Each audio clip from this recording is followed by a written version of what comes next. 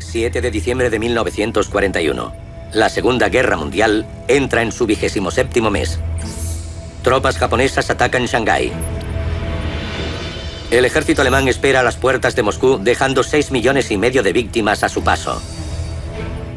La Alemania nazi controla Europa. Bajo asedio, Gran Bretaña espera ser atacada. A 5.000 kilómetros, Estados Unidos sigue en paz. El 76% de la población apoya la neutralidad. Pero a las 7:55, la paz se rompe. 360 aviones japoneses atacan Pearl Harbor.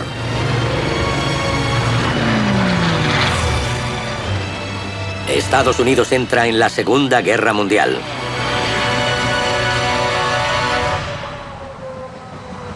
Esta es la guerra de Estados Unidos como no se había visto antes. Desde el espacio.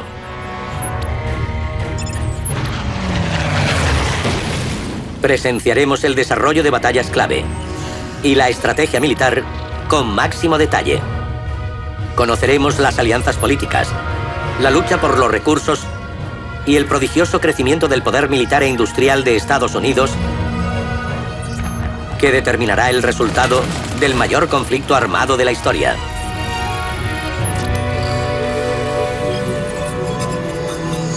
La Segunda Guerra Mundial desde el espacio. El ataque de Japón a Pearl Harbor conmocionó al mundo. Pero Estados Unidos lo temía hacía meses.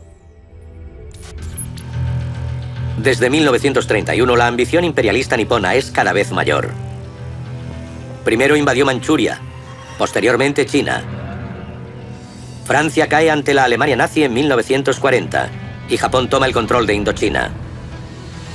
Estados Unidos responde congelando los activos financieros de Japón e impone un embargo del petróleo.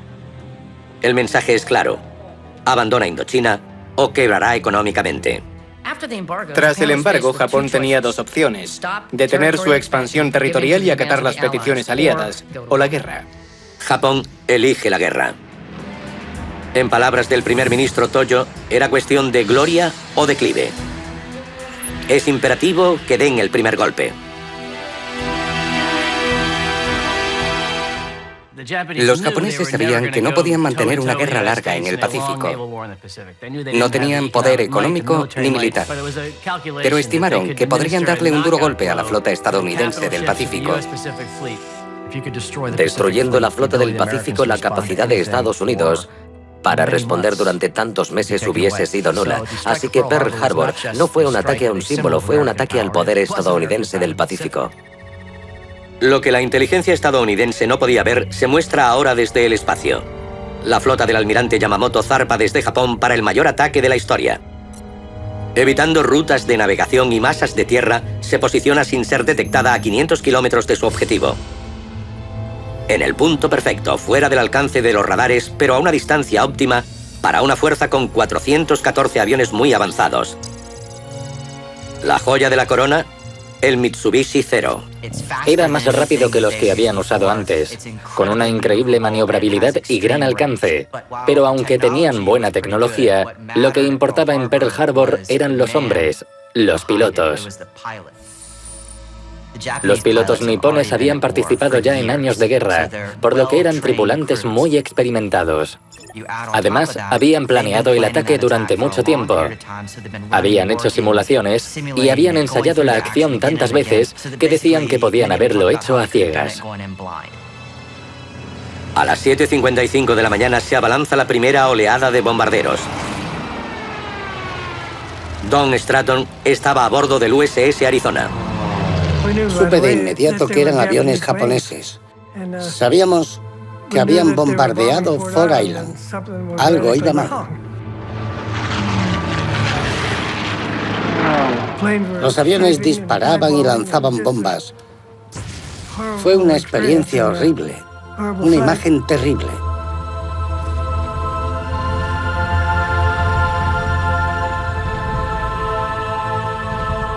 Un bombardero a gran altura soltó una bomba de 90 kilos. Devastó cuanto encontró. el impacto, el humo y el fuego eran horrendos. Fue como si perdieras tu casa. De los 8 acorazados anclados, el Arizona, el Oklahoma, el West Virginia y el California están hundidos. El resto sufre graves daños. En 68 minutos, Japón ha roto el corazón de la flota del Pacífico. Desde la perspectiva japonesa, el ataque a Pearl Harbor superó las expectativas más optimistas. Si consideramos las bajas japonesas en este ataque, fueron prácticamente nada. Japón perdió 64 hombres, Estados Unidos 3.649, una proporción de 57-1. Pero la aplastante victoria de Japón tuvo 2 grandes fallos en el ataque. Los japoneses no atacaron de forma sistemática los depósitos de petróleo de Pearl Harbor. Con una incursión más, dirigida a esos depósitos, hubieran anulado a toda la flota del Pacífico al privarla de combustible. Aún fue más importante los barcos que no atacaron. Estados Unidos no tenía portaaviones en Pearl Harbor en el momento del ataque. Y como todo fue muy rápido, estaba claro que iban a ser los navíos más importantes para ambos bandos. En el Pacífico, los portaaviones americanos estaban intactos. Reservas de combustible y dominio aéreo, 2 factores que dictarán el resultado de la guerra y que Japón no supo controlar. En cambio, despertó la ira del gigante dormido.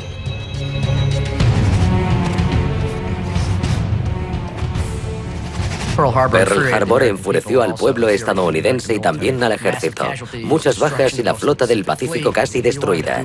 Si algo unió a la nación que antes estaba dividida sobre la guerra, fue Pearl Harbor. Fue como un revulsivo para los estadounidenses. El presidente Roosevelt ya no tenía que limitar sus opciones. Tenía una población que estaba rabiosa, unida y deseosa de vengarse de Japón. La era del aislacionismo ha terminado. Estados Unidos está en guerra y comienza su ascenso para convertirse en la nación más poderosa del planeta.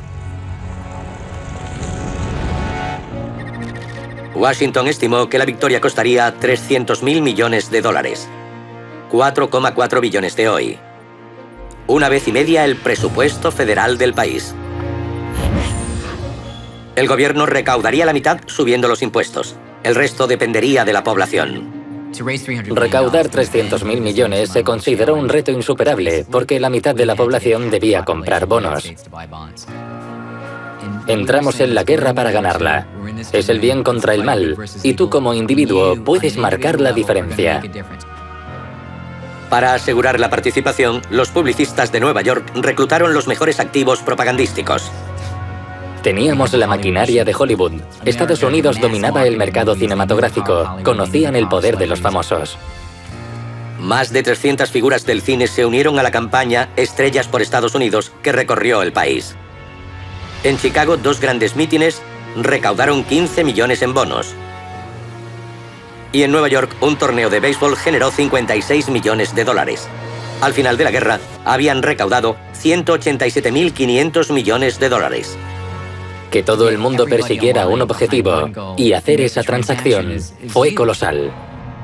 Estados Unidos y sus aliados necesitarán cada céntimo.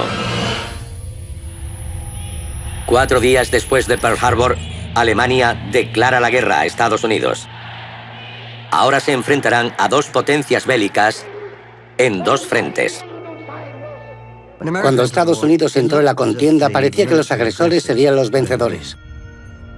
Visto desde el espacio, el peligro para Estados Unidos queda claro. Su flota está desorganizada y la base del Pacífico a merced de los japoneses. Al otro lado del planeta, su aliado más poderoso, Gran Bretaña, está acosada por la Alemania nazi. Estados Unidos se encuentra en el epicentro del mayor conflicto de la historia, y Roosevelt debe tomar la decisión más importante de la presidencia. ¿A qué enemigo enfrentarse primero? Roosevelt decidió que Alemania era la única que podía derrotar a su aliado más cercano. Quiso asegurarse de que Gran Bretaña resistiera. Mantener a Gran Bretaña era esencial para las expectativas de victoria a largo plazo. Era como el gran portaaviones que permitiría la invasión del continente. Si Gran Bretaña caía bajo dominio nazi, el resto sería casi imposible. Para Roosevelt, el futuro de Gran Bretaña es el futuro de la guerra. Pero tras 17 meses combatiendo sola, su supervivencia corre peligro.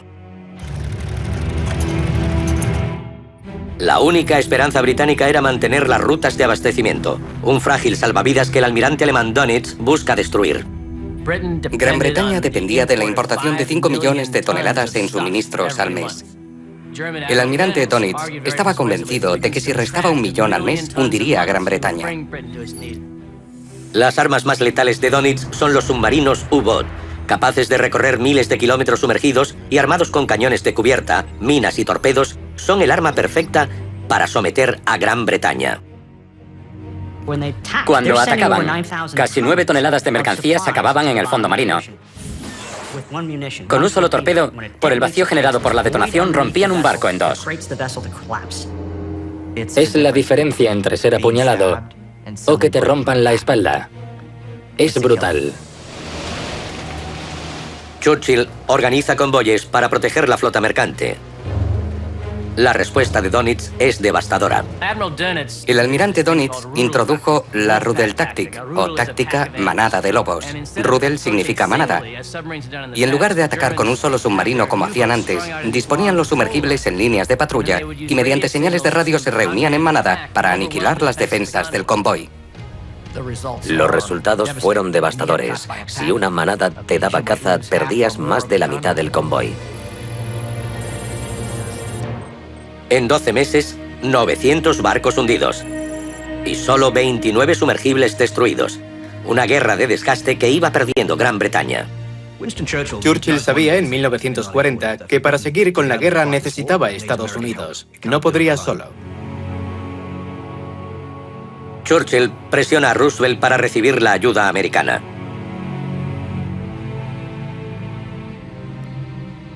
Oficialmente, Estados Unidos era neutral.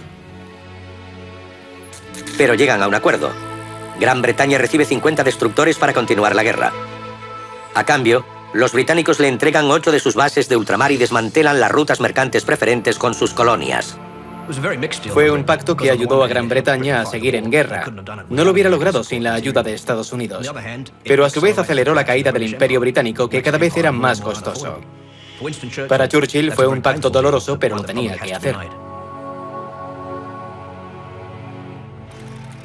Diciembre de 1941. Estados Unidos entra en la guerra.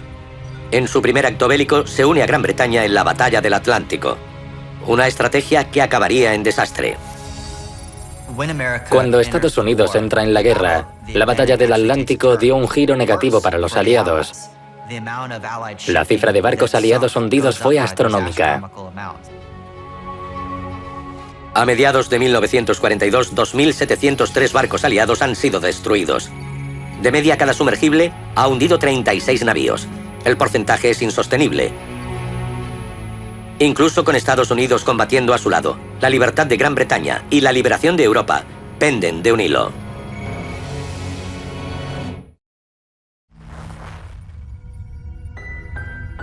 Mediados de 1942, Gran Bretaña sigue atenazada por la amenaza de los submarinos alemanes. El promedio de destrucción de navíos estadounidenses es alarmante.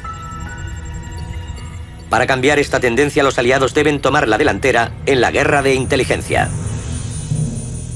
El factor crucial en la batalla del Atlántico fue el intercambio de información entre Estados Unidos y Gran Bretaña. Maximizó las capacidades tecnológicas y de inteligencia de ambos países. El precedente para esta colaboración fue la misión T-SART, 15 meses antes del ataque a Pearl Harbor.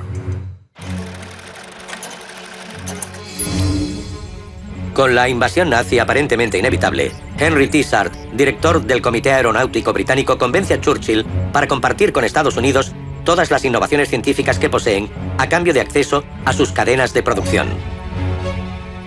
Los documentos se guardan en una caja que parte desde Gran Bretaña y llega a Washington, D.C. en septiembre de 1940. Esa caja fue descrita por un oficial como la mercancía más valiosa que habían recibido. La caja contenía un memorándum sobre la viabilidad de la bomba atómica, diseños de motores de reacción, cohetes, sobrealimentadores, miras giroscópicas, dispositivos de detección de submarinos, depósitos de combustible autosellantes, explosivos plásticos y quizá la invención más importante de la Segunda Guerra Mundial: el magnetrón número 12. Un avance en la tecnología de radares 1000 veces más efectivo que el mejor de los estadounidenses. Fue una revolución. Podía instalarse en un avión, en un barco. Podían aplicarlo donde quisieran en el campo de batalla. Estados Unidos comenzó la producción en serie del dispositivo que cambiaría el curso de la guerra. Su primer reto fue cerrar la brecha del Atlántico Medio. Desde el espacio aparece nítida la tumba naval de los aliados. Podían hacer misiones aéreas desde Estados Unidos y desde Gran Bretaña, pero no podían alcanzar la zona central del Atlántico. Los U-Boot lo sabían y se concentraron en esa brecha. En abril de 1943, los aliados ya habían perdido 3.450 barcos. Pero se botan nuevos portaaviones con aeronaves de largo alcance, equipadas con el magnetrón número 12. La brecha comienza a cerrarse. Hizo que el Atlántico dejase de ser esa masa donde los U-Boot se ocultaban. Ahora podían detectarlos. Los británicos consiguen descifrar el código alemán Enigma. Es la última pieza del resurgimiento aliado. Y los avances tácticos y tecnológicos se aprovechan en el convoy conocido como ONS-5. De todos los convoyes, el más importante fue el ONS-5 en abril del 43. Es importante porque demostró lo lejos que llegaban los aliados. 42 barcos integran el convoy ONS-5 que parte de Liverpool hacia Canadá. Para Dönitz es un objetivo perfecto. Dönitz siente mucha urgencia. Necesita hundir más y más barcos. Pero tentó a la suerte en esa batalla. La primera oleada de submarinos hunde 13 barcos aliados. Pero se espesa la niebla y pierden su ventaja. Equipados con los códigos alemanes y los radares más avanzados, los aliados contraatacan en impunidad. Dönitz contó con más sumergibles de lo debido y de hecho fueron destruidos por el convoy. Tras el enfrentamiento, dijo que la batalla del Atlántico había acabado, porque ahora sabía que los estadounidenses y británicos eran expertos detectando y destruyendo U-Boats. A pesar del ONS-5, la batalla del Atlántico aún no ha concluido. Pero la espectacular transformación de la industria estadounidense empieza a determinar el curso de la guerra. Con el dinero y el propósito de superar la producción del eje, Estados Unidos inicia una revolución social e industrial sin precedentes. Había un consejo de industria de guerra que decía: en esta ciudad se construirán tanques, aviones, y la gente iba hacia allí. Es como si hubieran levantado Estados Unidos por la costa este, inclinándolo hacia el oeste, y la gente, el dinero, las máquinas, todo se desplazó hasta allí. La población de California creció un 53%, la de Oregón un 40% y la de Washington un 37%. 19 millones de mujeres se convirtieron en el núcleo de la mano de obra. Trabajaban en factorías de guerra, transportes y agricultura por toda la nación. Y fabricantes de todo tipo contribuyeron en gran medida al esfuerzo. Fabricantes de máquinas de escribir, de productos enlatados, todos cambiaron, todos se movilizaron para contribuir al esfuerzo de la guerra. Las fábricas de coches hacían bombas y las de neveras producían carros blindados. Se conoce como la producción milagrosa. La industria norteamericana produce 87.000 barcos y lanchas de desembarco, 100.000 carros de combate y blindados, 300.000 aviones, 2 millones de camiones, 20 millones de fusiles y armas cortas y 41.000 millones de balas. Material bélico suficiente para acabar con la población mundial 17 veces. Pero la decisión de enfrentarse primero a Alemania tendría un precio. La ofensiva concéntrica de Japón asombró a todos. Parecía imparable. Japón avanza por el Pacífico sin control. Se hace con territorios estadounidenses, británicos y holandeses en una cadena de victorias decisivas. En 6 meses, controla casi todo el Pacífico. Conquistaron estos territorios por 2 razones. Por los recursos. En las Indias Orientales neerlandesas había caucho y petróleo suficiente para mantener la maquinaria. Sabían que Estados Unidos respondería y esos territorios serían la barrera que los americanos tendrían que franquear. Abril de 1942. Estados Unidos responde. Desde el USS Hornet, 16 B-25 inician la nueva fase de la guerra. Bombardean Tokio. Para Estados Unidos fue una oportunidad para contraatacar y aunque no hubo grandes daños materiales, repercutió en la jerarquía japonesa. El ejército nipón había permitido que el emperador se sintiera amenazado. Japón responde colocando en el punto de mira las bases más occidentales del Pacífico.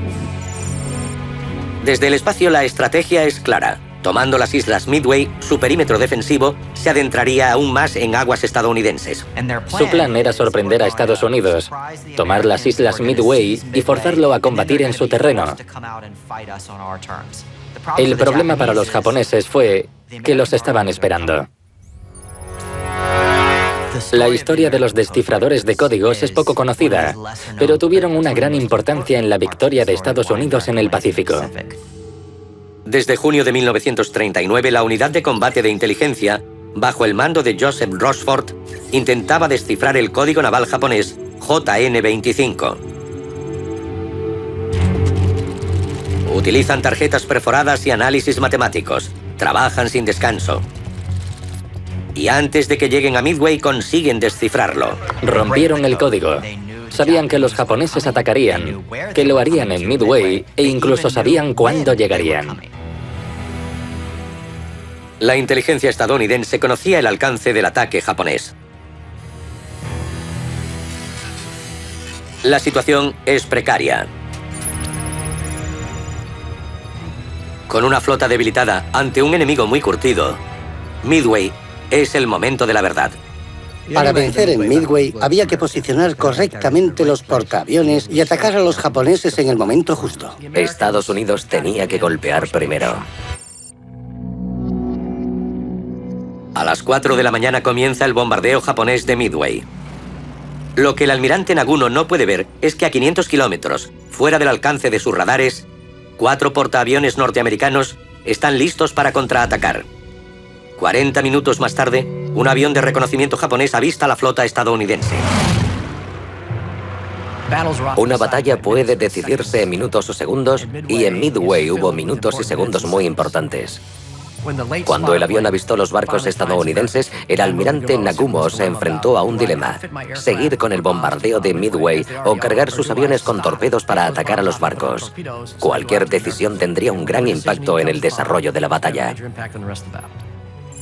Mientras todo esto ocurría, hubo un momento crucial con los aviones esperando en las cubiertas, rodeados de explosivos. Para los japoneses fue el momento más peligroso. Era el momento que los americanos esperaban. 41 torpederos Douglas inician el ataque. Los torpederos no llevaban escolta. Eran totalmente vulnerables y fueron abatidos de inmediato, no sobrevivieron.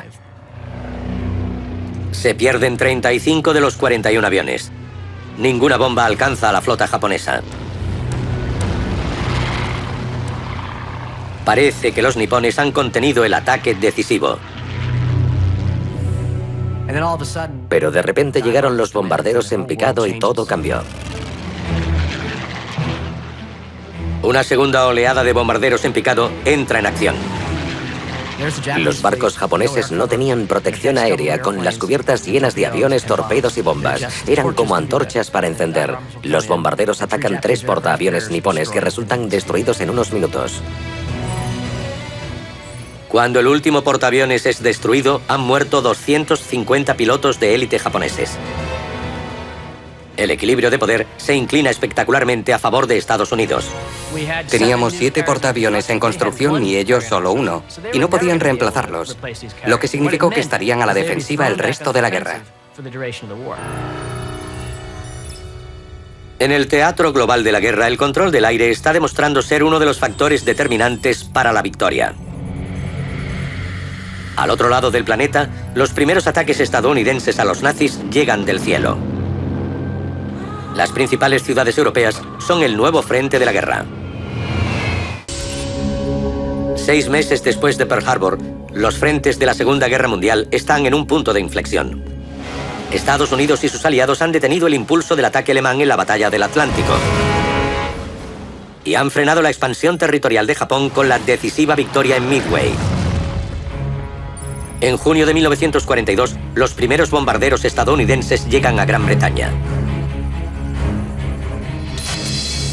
Se suman a una feroz batalla por la supremacía aérea que se libra sobre Europa desde el estallido de la guerra. Escuadrones de la Luftwaffe alemana sembraron el terror al someter a Polonia, los Países Bajos y Francia.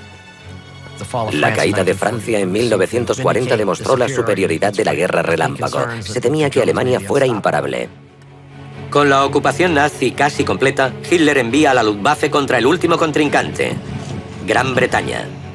Y es imperativo que la RAF resista. El interés de los británicos era sobrevivir.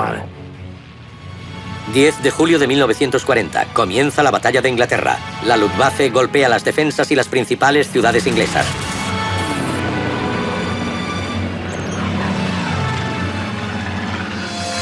La RAF se adaptó pronto y comenzó a derribar más bombarderos de los que Alemania podía reemplazar. Abatieron 1.900 aeronaves alemanas en 113 días. Es un desgaste insostenible. Hitler se vio obligado a abandonar la batalla de Inglaterra y empezó a acumular fuerzas para la invasión de la Unión Soviética. La batalla de Inglaterra es la primera gran derrota de Hitler en la guerra. El poder aéreo es la nueva norma de la guerra moderna. Roosevelt ordena la fabricación de grandes unidades de aeronaves. En la planta de Ford de Willow Run, en Michigan, se ensamblan 8.500 bombarderos. Producen en total más de 127.000 y 13.600 son enviados a Gran Bretaña. El ataque a Alemania entra ahora en una nueva fase de intensidad. La llegada de la octava Fuerza Aérea a Gran Bretaña garantizó que Alemania no lanzara otro ataque como en el de la batalla de Inglaterra. Eran demasiados aviones aliados. También impulsó la moral británica ante la llegada masiva de los estadounidenses. Pero los pilotos norteamericanos se enfrentaron a un nuevo tipo de guerra, en el que el número no garantizaba el éxito. La cantidad de armas que se emplearon para detener a los bombarderos causó muchas pérdidas. El índice de supervivencia se igualó al de la infantería. De hecho, era más seguro ser un soldado de infantería en una trinchera que pilotar una de esas máquinas tan avanzadas. Tras perder 1.135 bombarderos, la RAF opta por los ataques nocturnos.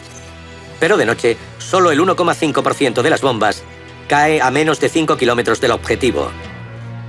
Para Estados Unidos no eran eficientes. Había que atacar de día para ver los objetivos. Con bombarderos equipados para defenderse funcionaría. Esta seguridad se basaba en el B-17, la máquina de guerra más sofisticada del momento. El B-17 era impresionante. Lo llamaban la fortaleza volante, porque tenía 13 ametralladoras de 12,7 milímetros que generaban una burbuja de fuego. Disparaba por delante, por los flancos, debajo, arriba y por la cola. Se decía que podía volar a pleno día sin escolta de cazas hasta el interior de territorio enemigo y soltar una cantidad increíble de explosivos sobre los objetivos.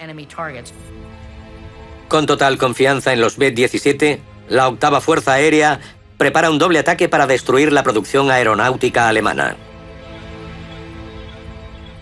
La misión Schweinfurt-Ratisbona quería demostrar que la precisión de los bombarderos era efectiva. Eligieron las industrias claves para hundir la economía alemana y tenían un plan que les llevaría al objetivo. 2 escuadrones de B-17 mandados por el coronel LeMay y el general Williams preparan un ataque simultáneo para dividir las defensas alemanas. Pero pronto, el plan empieza a torcerse. Era un día nuboso. LeMay salió con sus hombres. La otra división no pudo. Decidieron que LeMay no podía aterrizar y partieron. Los bombarderos que iban a Ratisbona eran un blanco fácil, no solo para el fuego antiaéreo, sino porque los alemanes acumulaban la defensa en la zona.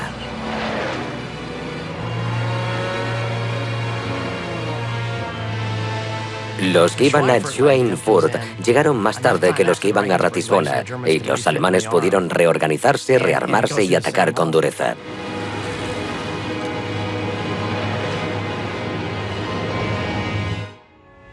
Se 60 bombarderos fueron derribados, duplicando las pérdidas sufridas en un solo ataque.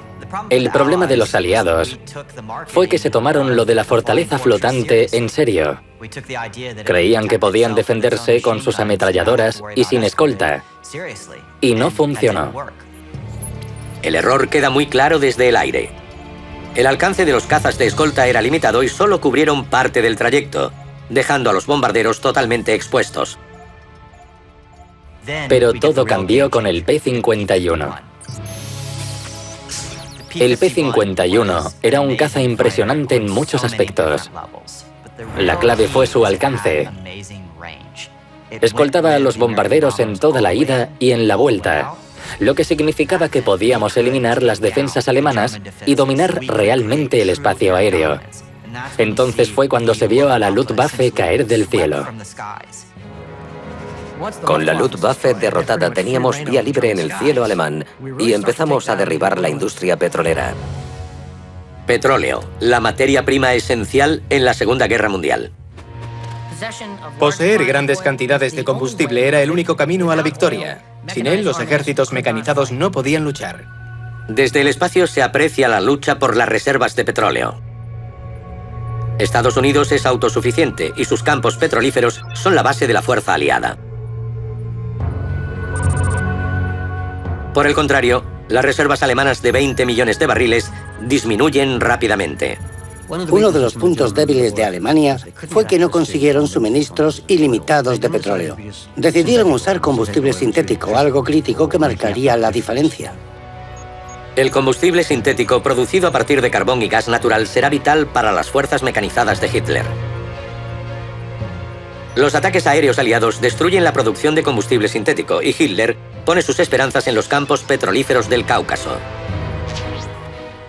En el interior de Rusia, los dos bandos se enfrentarán en la lucha más sangrienta de la historia.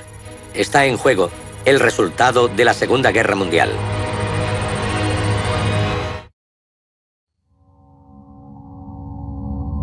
Septiembre de 1940. Mientras Estados Unidos permanece neutral, Hitler controla el centro de Europa. Pero en el cielo británico, el implacable avance nazi es detenido.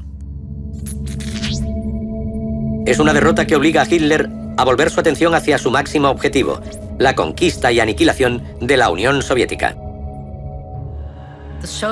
La Unión Soviética representaba todo lo que Hitler odiaba.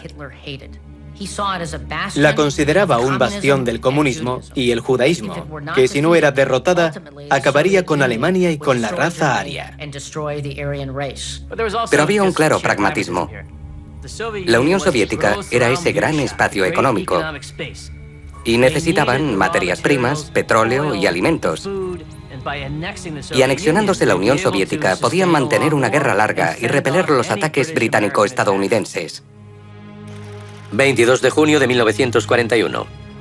Hitler lanza la Operación Barbarroja, la invasión de la Unión Soviética. En un frente de 3.000 kilómetros, 4 millones de soldados de la Wehrmacht avanzan destruyéndolo todo a su paso. Fue el mayor ejército que se ha formado en la historia del mundo. Y los alemanes demostraron una maestría operativa y táctica que los soviéticos no podían igualar. Fue una barbarie incomprensible. Siguiendo a las tropas del frente, iban escuadrones especiales cuyo objetivo era identificar y asesinar a líderes políticos y a los judíos de las zonas ocupadas. Esta matanza de millones de soviéticos fue el despiadado campo de pruebas para el Holocausto. Las SS aceleraron el genocidio de judíos y otros considerados indeseables. Más de 9 millones de personas son exterminadas. Fue la industrialización de los asesinatos en masa. Fue algo que no ocurrió ni en la Edad Media. En el invierno de 1941, el atroz avance está a punto de lograr su objetivo. Leningrado está asediada y las divisiones Panzer alemanas están a las puertas de Moscú. Buscando un golpe táctico e ideológico, Hitler dirige su atención hacia Stalingrado. Stalingrado era un objetivo importante para Hitler. Ocuparla era como insultar a Stalin, que intentaría recuperarla desgastando así al Ejército Rojo. Pero además porque le permitía dirigirse al Cáucaso, tomar las regiones petrolíferas y lograr que Alemania fuera autosuficiente. Ambos bandos se juegan demasiado en la batalla de Stalingrado. Para Hitler, un fracaso en Stalingrado era un golpe enorme para el mito nazi y un golpe enorme para la propia guerra. Del mismo modo, Joseph Stalin no permitiría de ningún modo una derrota, ni retroceder. Rendirse o ceder terreno sería para él el más duro castigo. La Luftwaffe lanza 1000 toneladas de bombas sobre Stalingrado antes de que 2,5 millones de soldados entren en combate. La fiereza de la batalla de Stalingrado fue algo infernal. Era normal que las batallas se desarrollaran en ciertas partes de la ciudad o en las manzanas, pero no en las plantas de los edificios. En ciertos casos, los refuerzos soviéticos avanzaban sin armas, enfrentándose a la muerte. Aún así, continuaban llegando. En el fragor de la batalla, el Ejército Rojo emprende la Operación Urano. Lo que el alto mando nazi no pudo ver, se muestra desde el espacio. Cerca de 1 millón de soldados soviéticos flanquearon las posiciones alemanas antes de cortar la retaguardia enemiga. La Operación Urano fue una absoluta sorpresa. De repente, Stalingrado estaba rodeada. Sin provisiones, las tropas alemanas sufren uno de los inviernos más duros. En condiciones tan infrahumanas, comienzan a desmoronarse. El frío helaba, los alimentos escaseaban, las armas fallaban. Fue una pesadilla. Es difícil expresar en palabras cómo debió ser esa experiencia. Tras 5 meses de asedio, el 6º ejército de Hitler capitula. Es el primer ejército alemán que se rinde. En total casi 2 millones de bajas, pero para los soviéticos la situación cambia. La moral de los soviéticos no podía estar más alta. Los prisioneros alemanes desfilaron por Moscú. Eso demostró que los soldados nazis no eran superhombres, sino soldados que se rendían y que no pudieron con la determinación de los soldados soviéticos. Para Hitler, la derrota es devastadora, pero ataca de nuevo. Adolf Hitler trató de recuperar la iniciativa estratégica para cerrar una brecha, una bolsa en torno a Kursk. Visto desde arriba, el objetivo de Hitler es claro: cerrar la bolsa, concentrar a sus fuerzas y recuperar la iniciativa. Para los aliados es crucial que los rusos resistan. El frente oriental era vital para los aliados porque absorbía el grueso de la fuerza de combate alemana. Los soviéticos lucharon y murieron principalmente a pie. Roosevelt concede 11.000 millones de dólares en suministros a la Unión Soviética. Pero las rutas mercantes a Europa están bloqueadas. Llevar la ayuda a la Unión Soviética es uno de los mayores retos logísticos de los aliados. Podían utilizar 3 rutas. Una era por el Atlántico Norte hasta los puertos árticos de Arcángel y Murmansk. Mares turbulentos, hielo, difícil de llegar. Otra cruzando el Pacífico hasta Vladivostok. Pero debían descargarlo todo en Siberia y cargarlo de nuevo en el Transiberiano, que era un medio lento. Y la tercera, por el Cabo de Buena Esperanza. Y desde Irán hasta el sur de Rusia. La ruta hasta el Golfo Pérsico es crucial, pero su viabilidad es una tarea monumental. Construimos una cadena de suministro desde cero. No había infraestructuras, no había puertos, y había que construirlos. Los aliados construyen muelles, espigones, embarcaderos, 750 kilómetros de carreteras y modernizan 3.200 kilómetros de ferrocarril. Con las rutas ya abiertas llegan 16 millones de toneladas de suministros. Gasolina, munición, equipos de telecomunicaciones, 14 millones de pares de botas y alimentos suficientes para el ejército soviético durante un año. Pero igual de importantes son los 500.000 Studebaker fabricados en la planta de Detroit. El Studebaker cambió la situación porque le dio movilidad al ejército soviético y la posibilidad de realizar movimientos logísticos a gran escala. También les aportó una gran ventaja en las batallas. Los rusos disponían de mucha artillería que engancharon a los camiones. Así ya podían desplegar baterías móviles contra carros por todo el campo de batalla. Para que los soviéticos tuvieran ventaja táctica en Kursk, los aliados les facilitaron algo más: información sobre la ofensiva alemana. Los soviéticos sabían que atacarían y crearon defensas como no se habían visto antes en la guerra. Se suele hablar de la línea Maginot en Francia, pero esto era una línea Maginot sobredimensionada. Desde el espacio queda patente la magnitud de la defensa soviética. 3 líneas defensivas interconectadas, con artillería contra carros, baterías antiaéreas y más de 400.000 minas. La red defensiva más grande jamás construida, con 80 kilómetros de profundidad.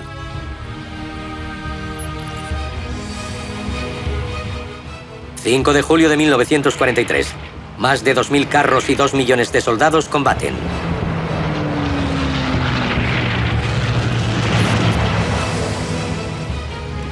La intensidad de la batalla de Kursk fue extraordinaria.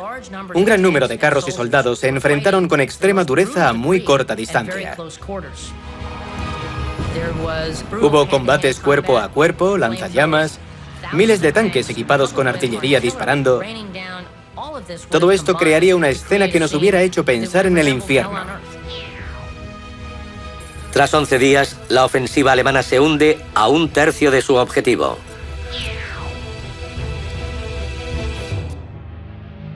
El intento de Hitler para derrotar a la Unión Soviética ha fracasado. La peor pesadilla de Hitler se hizo realidad. Ahora Alemania tenía 2 frentes en una guerra de desgaste.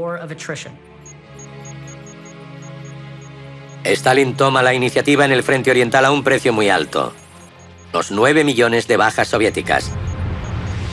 Por el contrario, ningún soldado estadounidense ha pisado aún los campos de batalla europeos. Stalin estaba muy molesto con los aliados porque retrasaban la apertura de un segundo frente. Asumió que fue una conspiración, que Churchill y Roosevelt lucharían contra el último soviético y que británicos y estadounidenses cruzarían el canal para recoger los trofeos que habían ganado con sus medios humanos y materiales. Antes de una invasión europea a gran escala, Roosevelt decide enviar sus tropas al norte de África. La campaña en el norte de África fue una prueba de fuego para el ejército norteamericano, que aún tendría que enfrentarse al ejército alemán de una forma más significativa.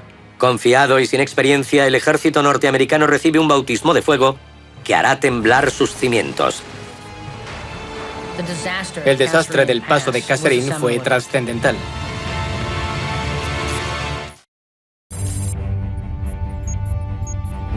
Mientras que Estados Unidos acelera el avance por el Pacífico hacia Japón y Stalin en el este y los bombardeos aliados en el oeste continúan debilitando al Tercer Reich, Estados Unidos prepara la prueba de sus tropas en el norte de África. Participarán en campañas en el desierto que se libran desde hace 2 años. 10 de junio de 1940. La Italia de Benito Mussolini se une al eje y con Alemania planean expulsar a Gran Bretaña del norte de África. El norte de África era un frente vital para Gran Bretaña. Era el nexo con el Imperio Británico.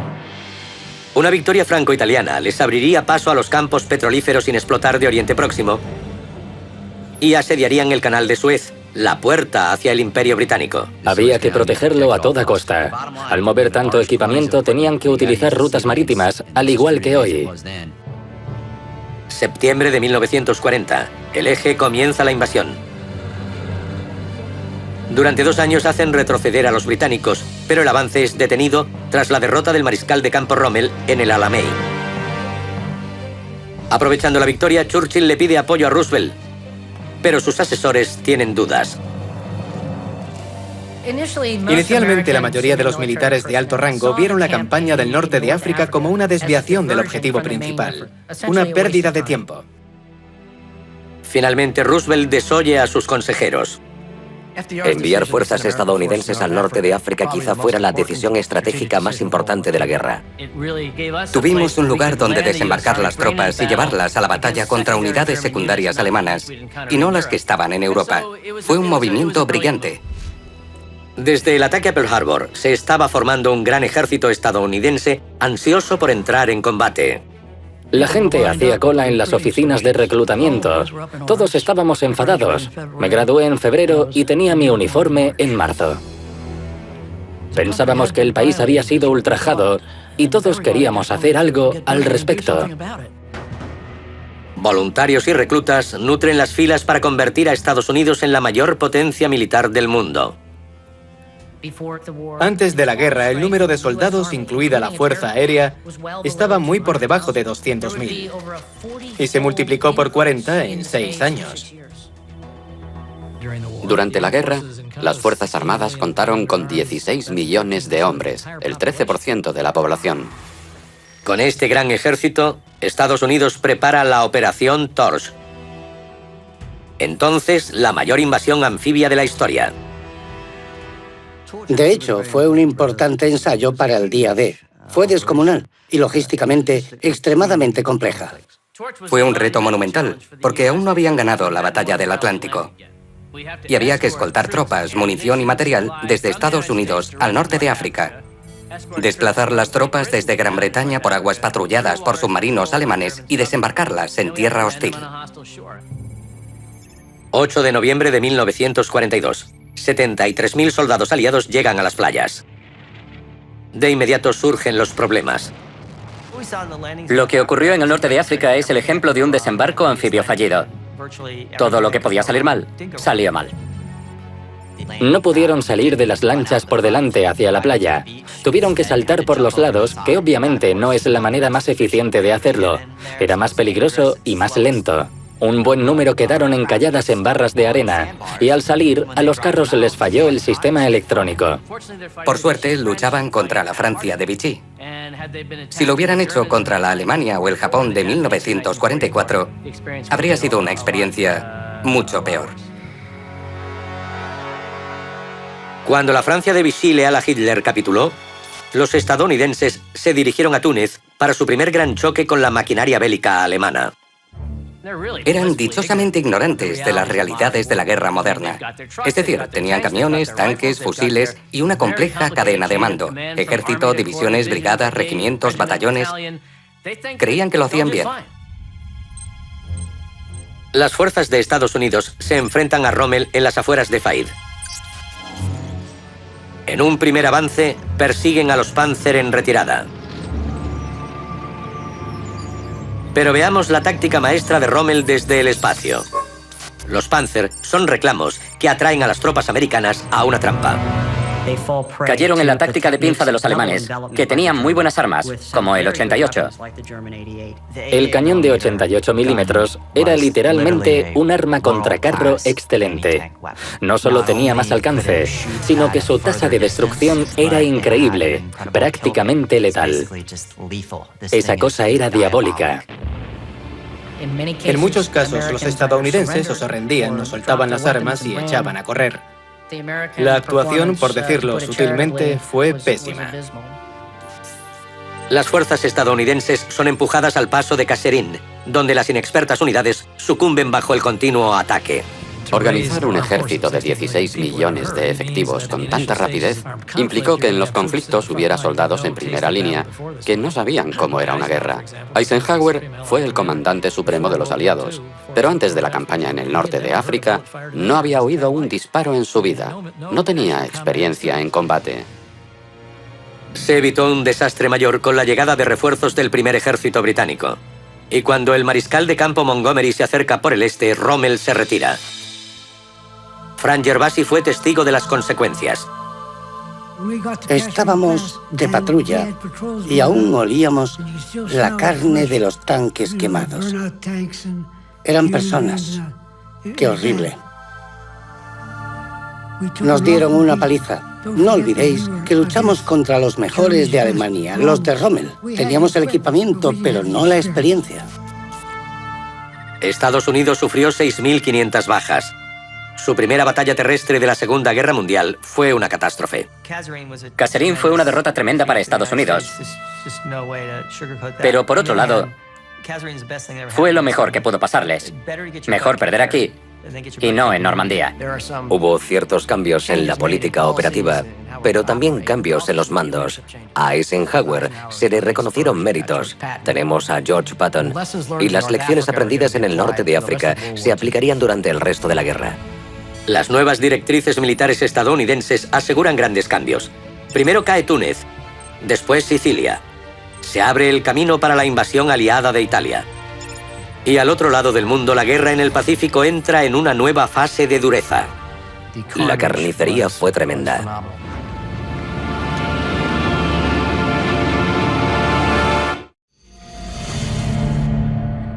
Partiendo de las cenizas de Pearl Harbor, la maquinaria bélica norteamericana está alcanzando su máximo potencial. Se enfrenta a 3 enemigos en 3 continentes. En el Pacífico, las tropas han aumentado un 457% y la flota se ha triplicado. Con esta gran fuerza, Estados Unidos emprende el ataque final contra Japón. La estrategia se basó en un doble ataque. El almirante Nimitz con la Marina en el Pacífico Central y el general MacArthur con gran parte de las fuerzas del suroeste del Pacífico se aproximaron a Japón por diferentes ejes. La flota del almirante Nimitz es la mayor de la historia, el arma perfecta para destruir el bastión defensivo de Japón. Era una flota gigantesca de portaaviones, destructores y acorazados rápidos, apoyada por un gran número de barcos de abastecimiento, petroleros, barcos hospital. Era algo letal y la encarnación de la industrialización. El objetivo es Saipán, una de las Islas Marianas. Sus aeródromos serían la lanzadera para un bombardeo continuo sobre Japón. El emperador Hirohito ordena a los 32.000 hombres destacados allí defenderse a toda costa. Para los japoneses la derrota no era una opción, la retirada tampoco. Si tenían que perderlo todo y a todos, lo harían en pos de la victoria. Junio de 1944. 8.000 marines llegan a las playas bajo el intenso fuego japonés. Fue una pesadilla. Los japoneses solo tenían una misión, provocar el mayor número de bajas. Y si estabas en primera línea, ibas a ser una de ellas. Enfrentados a una resistencia fanática, desembarcan 80.000 hombres más. Todos dependen del apoyo naval. Pero esto es lo que el almirante Spruance no puede ver. 55 buques japoneses se acercan a toda máquina. Para los nipones, esta iba a ser su última oportunidad. Debían ganar esta batalla o no serían capaces de detener un ataque similar de nuevo. Ante la amenaza, Spruance divide su fuerza. Envía una mitad a enfrentarse a la flota japonesa.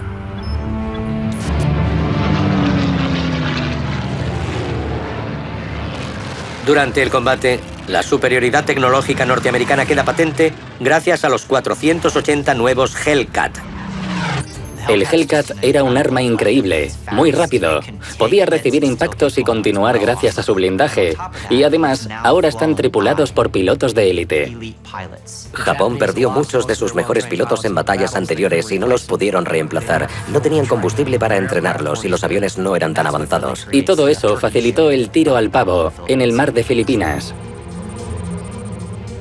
En las 8 horas siguientes, son abatidos 429 aviones japoneses y solo 29 estadounidenses, una proporción de 15-1. El número de pilotos japoneses derribados será significativo porque tras la batalla de las Marianas, los portaaviones japoneses dejan de ser un factor en la guerra del Pacífico.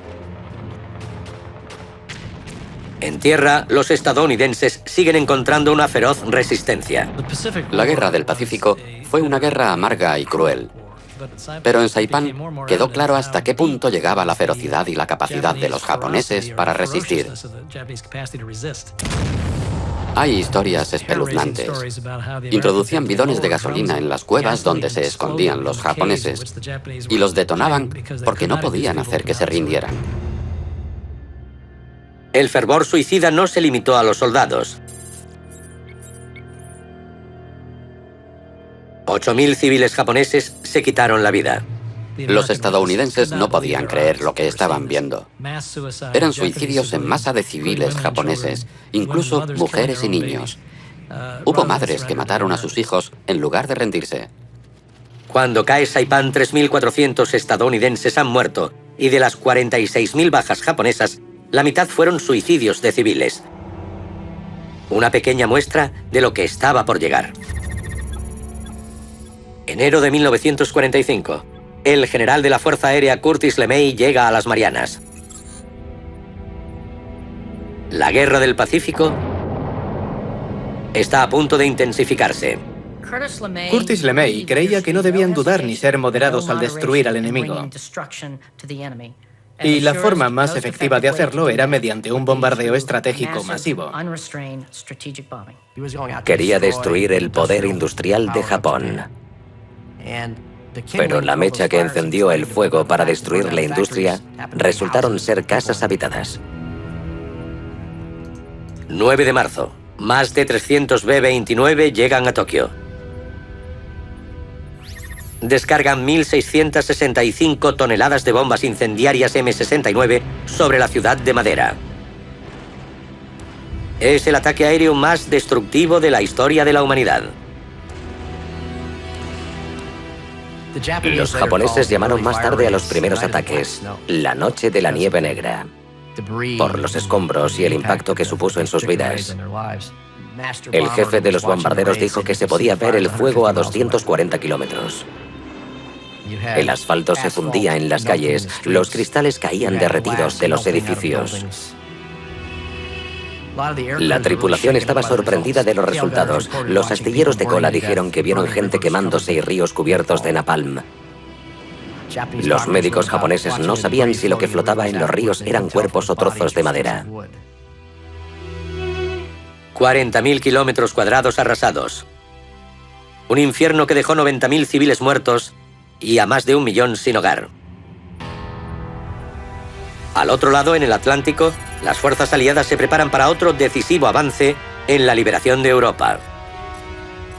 Para los aliados, el día D representaba la derrota o la victoria de toda la guerra. Pero el resultado no estaba claro.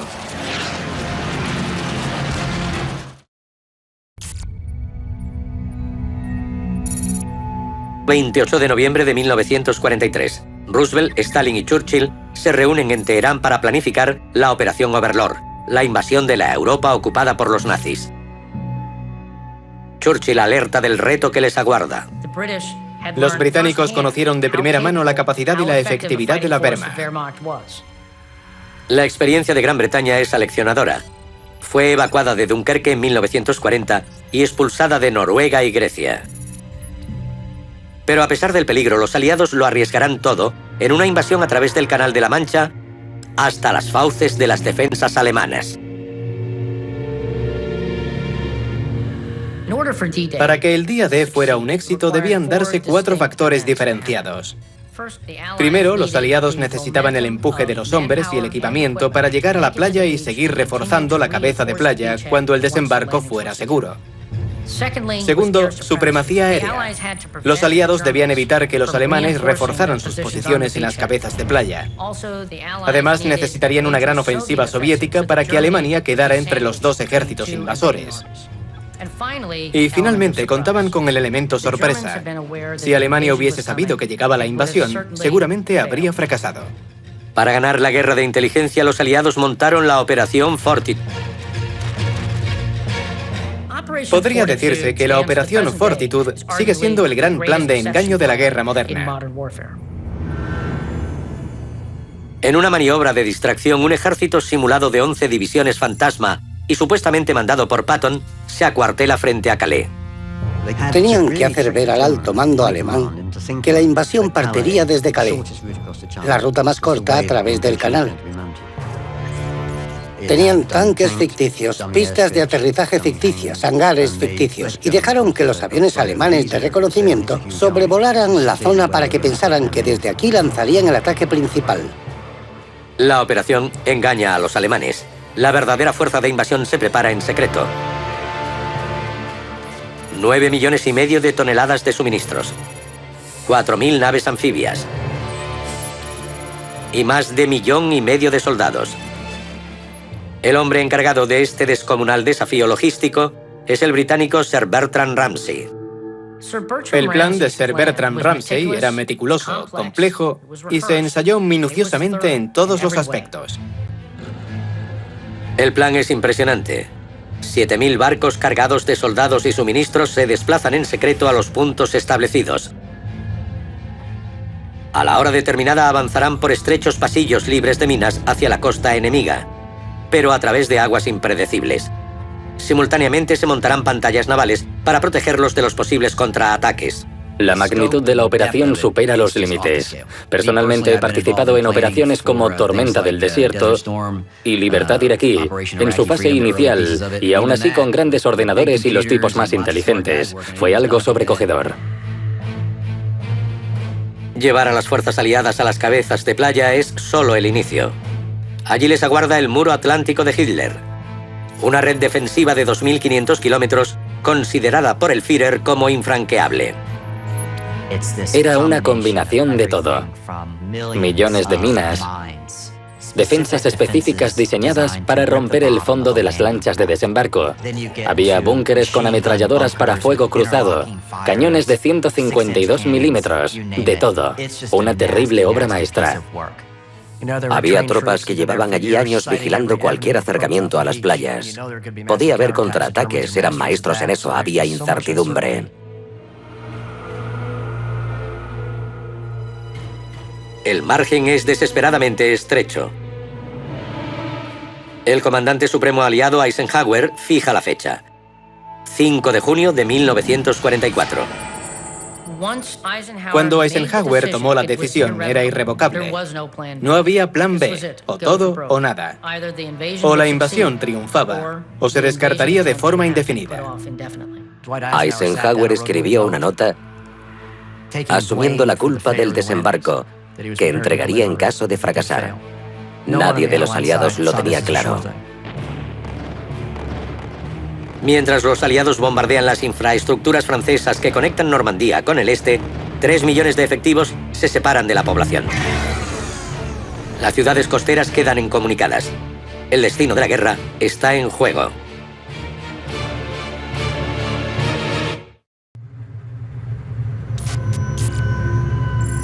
Tras 24 angustiosas horas de retraso debido al mal tiempo, Overlord, la operación aliada más importante de la Segunda Guerra Mundial, se pone en marcha.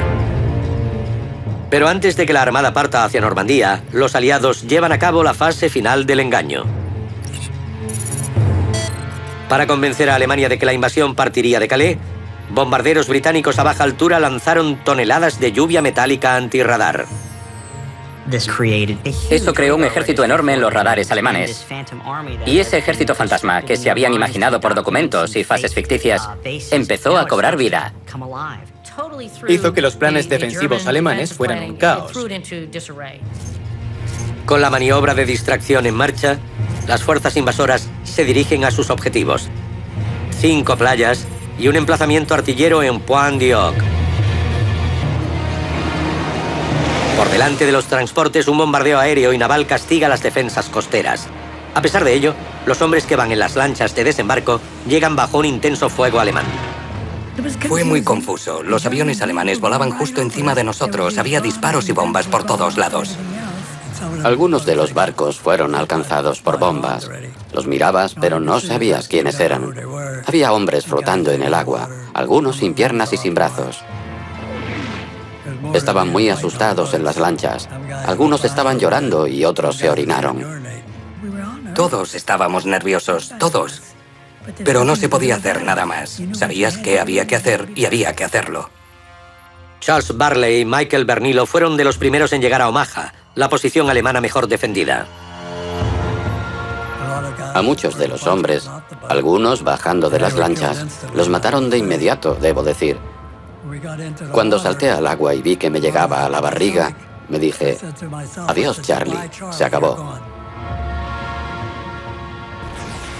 Era una sensación terrible estar en el agua. Había cuerpos a tu alrededor que no podías identificar. Fue muy desagradable, muy sangriento. Los afortunados que bajaron de las lanchas debieron enfrentarse a una situación inimaginable. Estarían mareados, oirían los silbidos de las balas a su alrededor y verían a soldados estadounidenses muertos y agonizantes. Fue más que un caos. Fue un caos mortal. El desembarco continuó bajo el implacable fuego alemán y las bajas aumentaron.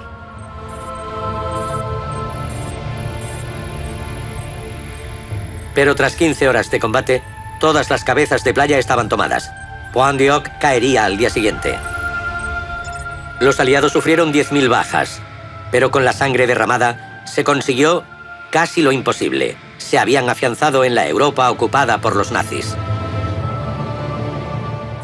Para Hitler fue la peor pesadilla que le pudo pasar. Básicamente, firmamos el certificado de defunción de la Alemania nazi el 6 de junio del 44. Después de semanas de aglomeración en la costa de Normandía, el avance posterior superó las expectativas. Un éxito debido a las líneas de abastecimiento que llegaban al frente. La conexión entre Francia y el depósito militar británico fueron los puertos artificiales Mulberry. Desembarcaron 2,5 millones de hombres, 4 millones de toneladas de suministros y 500.000 vehículos en los primeros 10 meses.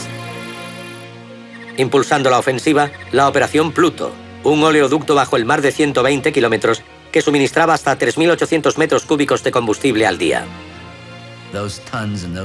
Hacer llegar tantos millones de litros de combustible es algo que no se repetirá en el futuro.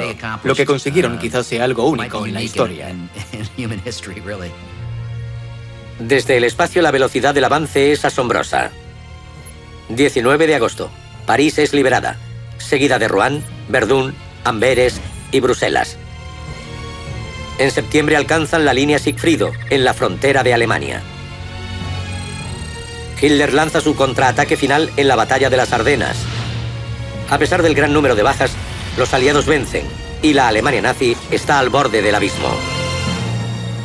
La apuesta de Hitler en la batalla de las Ardenas abocó el final del Reich. Esta era la última fuerza operativa que tenía, que pudo modificar el ritmo de cualquiera de los frentes, el este o el oeste. Y cuando la malgastó, la conquista del Tercer Reich al año siguiente fue inevitable. La guerra en Europa se acerca a su clímax. Y al otro lado del mundo, el cerco a Japón también está cerca de un final sangriento. Cada isla tomada tiene un coste cada vez más alto. En cada fase, la fiereza e intensidad de las defensas japonesas aumentaron. Los suicidios tácticos de Saipan se multiplicaron en Iwo Jima.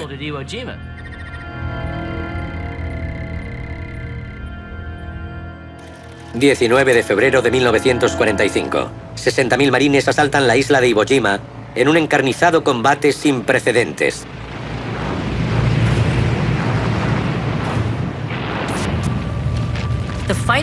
La batalla de Iwo Jima es posiblemente la más agresiva que el ejército estadounidense haya sufrido. No hubo castigo suficiente para que los japoneses perdieran su voluntad. Esencialmente, decidieron que iban a morir allí. Y cuando te enfrentas a esas intenciones suicidas, puede que las tácticas que hayas utilizado previamente no funcionen. Por eso utilizamos lanzallamas, napalm, tanques a corta distancia, un tipo de combate que subió el nivel de violencia con respecto a otros de la guerra, algo difícil de imaginar. Cuando Iwo Jima cae, Japón ha perdido 20.000 hombres. Estados Unidos 23.000. La primera vez que supera a su enemigo en número de bajas. Mientras los aliados preparan la invasión de Okinawa, la futura lanzadera para la invasión de Japón, los riesgos para ambos bandos siguen aumentando. Las defensas japonesas de Okinawa sabían que no resistirían, no podían ganar. Pero esperaban que si provocaban las suficientes bajas, Estados Unidos no invadiría Japón o al menos conseguirían un mejor acuerdo de paz. 1 de abril de 1945. La flota estadounidense se aproxima al objetivo. Su dimensión no tiene igual en la Guerra del Pacífico. Okinawa fue una gran empresa militar de escala similar al día D, la dimensión de la fuerza de invasión de la flota. 1.200 buques de guerra apoyan a 3 fuerzas de ataque anfibias que llegan a las playas. Más de 170.000 hombres desembarcan sorprendentemente sin oposición. Ocultos de los estadounidenses, hay 97.000 defensores japoneses listos para atacar con fiereza sin precedentes. Cogían a los soldados japoneses y usaban sus cuerpos como arma. Los soldados nipones portando bombas de 10 kilos se lanzaban contra los tanques. 6.000 defensores suicidas atacaron a los marines armados con lanzas de bambú y pistolas. Si queremos, se podría comparar con los terroristas suicidas. Pero si pensamos que todas las unidades japonesas estaban tan comprometidas como para suicidarse en masa en lugar de rendirse, es un obstáculo militar formidable. Y en el mar, oleada tras oleada de kamikazes se estrellan contra la flota estadounidense. Los kamikazes aterrorizaban a los que intentaban derribarlos porque ¿qué haces contra alguien que está dispuesto a morir como sea? Su objetivo era morir. El 18% de ellos dio en el blanco. 404 barcos estadounidenses fueron alcanzados y cuando Okinawa cayó, 100.000 soldados y 150.000 civiles japoneses habían muerto. Estados Unidos sufrió 76.000 bajas, un tercio de la fuerza invasora. La escalada fue terrible. Y eran islas pequeñas, pero ahora hablamos de invadir Japón, donde hay millones de defensores y muchos más millones de civiles. El Departamento de Guerra estadounidense estima que la invasión de Japón se saldará con 10 millones de bajas japonesas y al menos 1.700.000 norteamericanos. Deben encontrar otra solución. Mientras los aliados celebran la victoria en Europa y Hitler y su Reich son devorados por las llamas, Estados Unidos tiene un nuevo presidente. Harry Truman está destinado a emplear un arma tan aterradora que anunciará una nueva era bélica.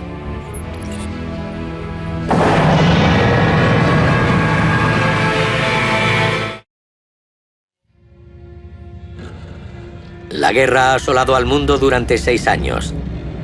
Alemania e Italia han sido derrotadas. Solo Japón continúa luchando y resistiendo a los aliados. Pero una nueva arma está a punto de hacer que la Segunda Guerra Mundial llegue a su final.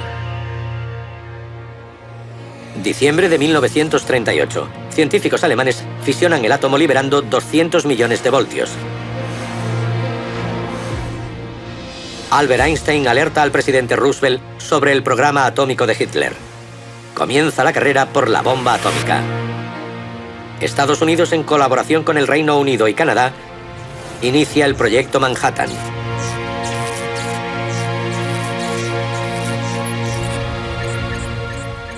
Ciudades enteras y complejos industriales se construyen por todo el país. Emplean a 600.000 personas.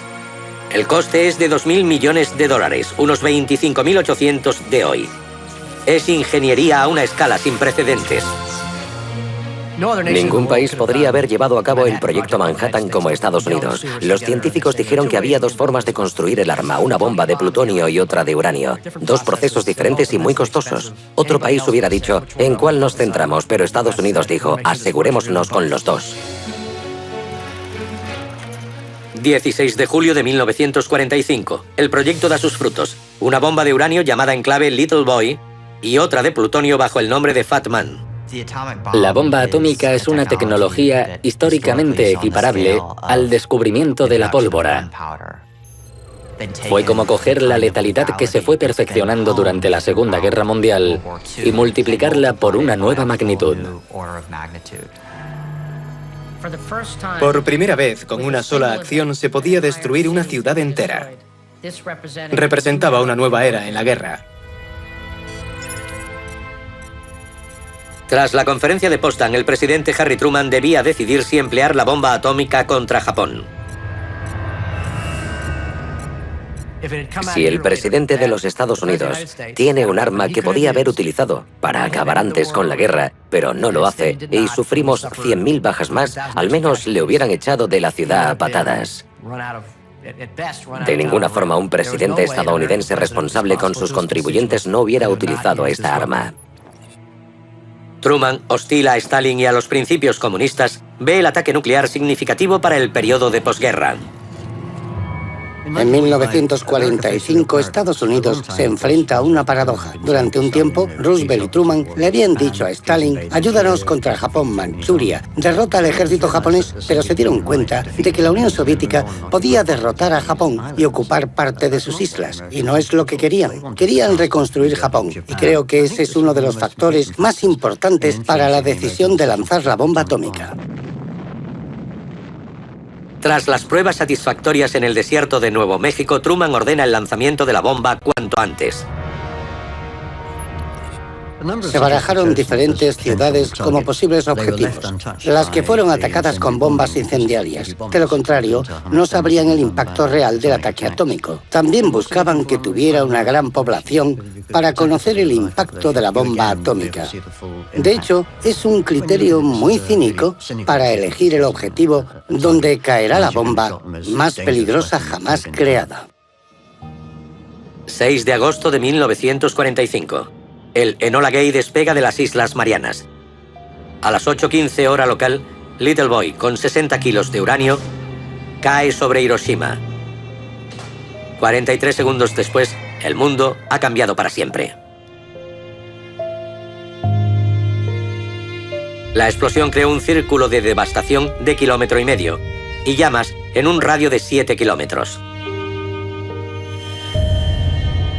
60.000 personas murieron en el acto y más tarde 160.000 a causa de las quemaduras y la radiación. 3 días después, Fat Man cae sobre Nagasaki. Mueren 80.000 civiles. Tras la primera bomba había cierta incertidumbre. Tras Nagasaki fue difícil negar que Estados Unidos tenía una nueva arma. Fue el inicio de lo que podría haber sido un largo camino de destrucción. 2 de septiembre de 1945. Japón capitula. La Segunda Guerra Mundial se ha acabado. Comienza la era nuclear. Muchos piensan que la moral, la ética de la destrucción se sobrepasó con la bomba atómica. No estoy de acuerdo. Si se sobrepasó fue con los bombardeos incendiarios contra ciudades japonesas. Pero la cuestión es, ¿seguiremos haciendo lo que hacen nuestras armas? Ese es el verdadero dilema de las armas atómicas y nucleares.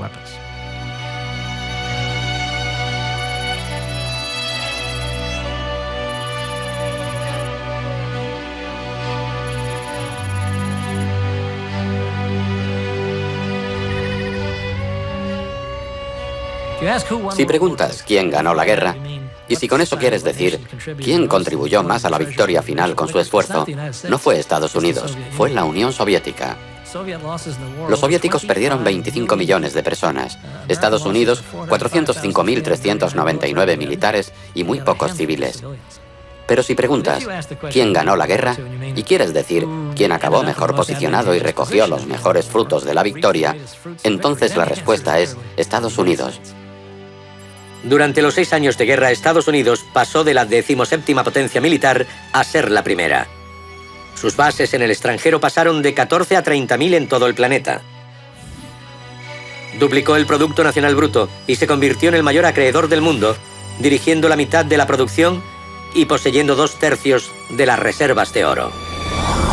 Dominó la economía mundial, controló la formación de las Naciones Unidas y lanzó al mundo a la globalización que quería. Del gigante dormido.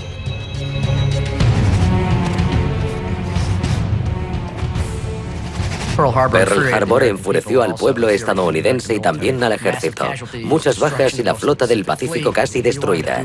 Si algo unió a la nación que antes estaba dividida sobre la guerra, fue Pearl Harbor. Fue como un revulsivo para los estadounidenses. El presidente Roosevelt ya no tenía que limitar sus opciones. Tenía una población que estaba rabiosa, unida y deseosa de vengarse de Japón.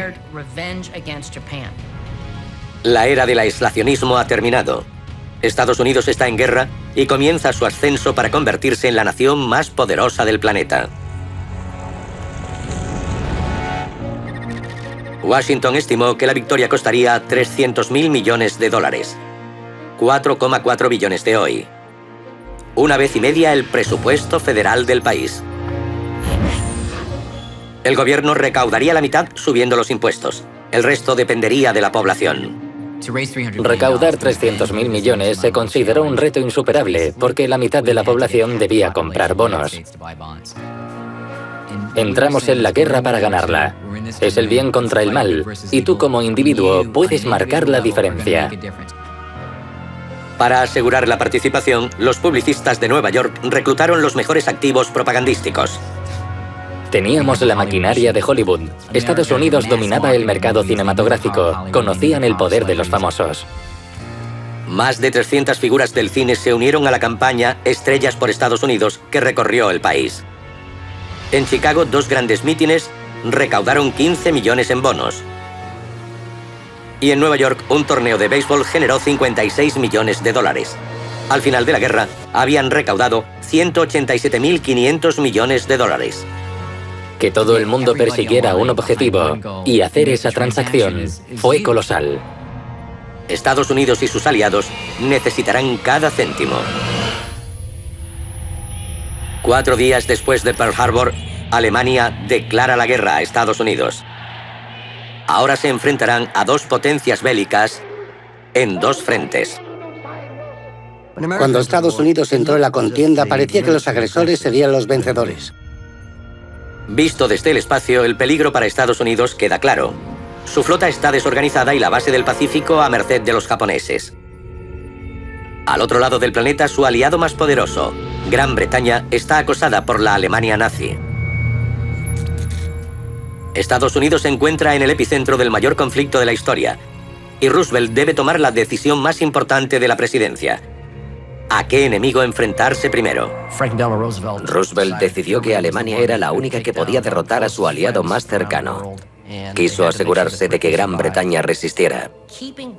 Mantener a Gran Bretaña era esencial para las expectativas de victoria a largo plazo.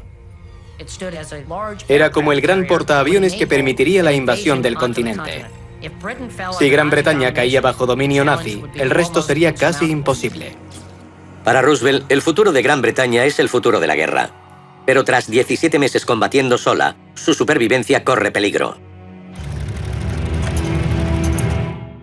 La única esperanza británica era mantener las rutas de abastecimiento, un frágil salvavidas que el almirante alemán Dönitz busca destruir. Gran Bretaña dependía de la importación de 5 millones de toneladas en suministros al mes. El almirante Dönitz estaba convencido de que si restaba 1 millón al mes, hundiría a Gran Bretaña.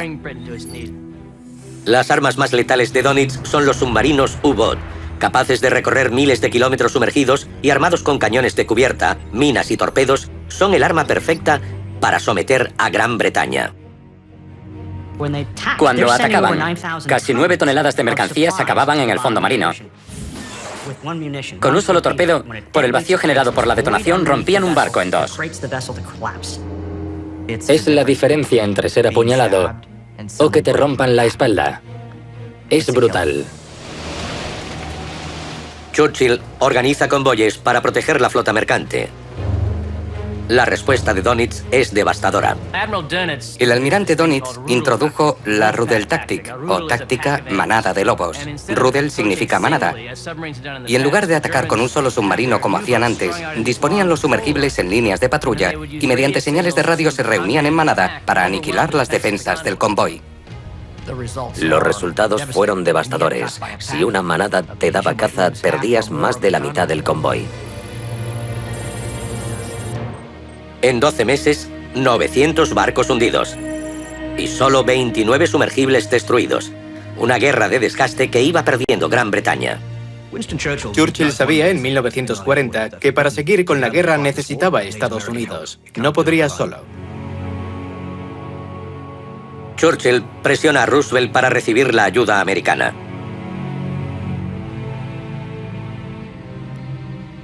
Oficialmente, Estados Unidos era neutral. Pero llegan a un acuerdo. Gran Bretaña recibe 50 destructores para continuar la guerra. A cambio, los británicos le entregan 8 de sus bases de ultramar y desmantelan las rutas mercantes preferentes con sus colonias. Fue un pacto que ayudó a Gran Bretaña a seguir en guerra. No lo hubiera logrado sin la ayuda de Estados Unidos. Pero a su vez aceleró la caída del Imperio Británico, que cada vez era más costoso. Para Churchill fue un pacto doloroso, pero lo tenía que hacer. Diciembre de 1941. Estados Unidos entra en la guerra. En su primer acto bélico se une a Gran Bretaña en la Batalla del Atlántico. Una estrategia que acabaría en desastre. Cuando Estados Unidos entra en la guerra, la Batalla del Atlántico dio un giro negativo para los aliados. La cifra de barcos aliados hundidos fue astronómica. A mediados de 1942, 2.703 barcos aliados han sido destruidos. De media, cada sumergible ha hundido 36 navíos. El porcentaje es insostenible. 7 de diciembre de 1941. La Segunda Guerra Mundial entra en su 27º mes. Tropas japonesas atacan Shanghái. El ejército alemán espera a las puertas de Moscú, dejando 6,5 millones de víctimas a su paso. La Alemania nazi controla Europa. Bajo asedio, Gran Bretaña espera ser atacada. A 5.000 kilómetros, Estados Unidos sigue en paz. El 76% de la población apoya la neutralidad. Pero a las 7:55, la paz se rompe. 360 aviones japoneses atacan Pearl Harbor.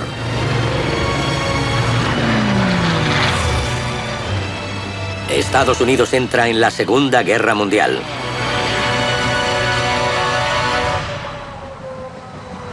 Esta es la guerra de Estados Unidos como no se había visto antes. Desde el espacio.